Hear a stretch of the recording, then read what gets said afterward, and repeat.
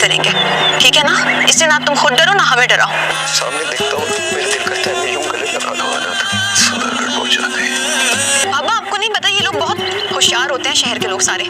मेरा भाई उसके इश्क में खुदकुशी कर बैठा। सगी बेटी आपकी। तुम इशारों इशारों में मेरी बुराई कर रहे हो ना? या तो तुम्हें लाजो और गुलाम दिखते हैं या तुम्हारी फुप्पी अम्मा। तुम उसका पता नहीं लगवा सकते? अब तो तुम मिनिस्टर हो गए हो। आपके कहने पे कई बार वहां गया हूँ। बाबा, बाबा, डॉक्टर गुलाम, आप खड़खड़े मेरा मुंह क्यों देख रहे हैं? मेरे साथ चले ना मेरे। बताओ तो सही हुआ क्या है।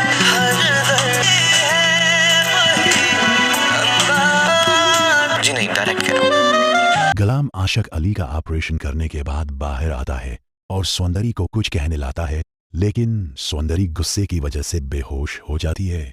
गुलाम इसे फौरन ट्रीटमेंट के लिए रूम में लाता है। थोड़ी देर बाद जब सौंदर्य को होश आता है तो गुलाम उसे बताता है कि आपके अबू की जान बच गई है। ये सुनकर सौंदर्य खुश हो जाती है और गुलाम का हाथ पकड़ लेती है। आशिक अली सौंदर्य और गुलाम को अपने पास बुलाते हैं और कहते हैं कि मेरी जिंदगी का कुछ पता नहीं, मेरी बेटी को सुंदरगढ़ पहुंचा देना, वहां ये महफूज रहेगा। ये गुलाम कहता है कि सुंदरगढ़ में ही रहता हूं।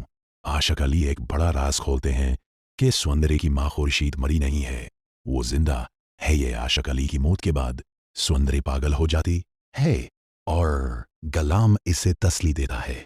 गुलाम सौंदर्य को अपने घर लाता है जहां इसकी मां खुर्शीद इंतजार कर रही होती है।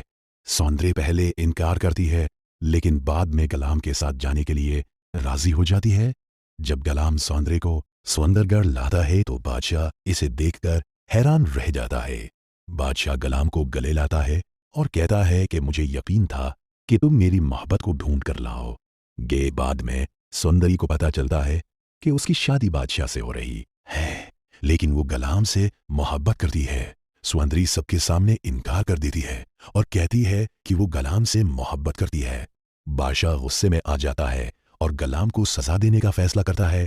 IEOS, क्या गुलाम और सौंदर्य एक हो पाएंगे या बादशाह के जोश में इन दोनों में से किसी एक की जान चली जाएगी? आप क्या सोचते हैं कि गुलाम और सौंदर्य का क्या होगा? क्या बादशाह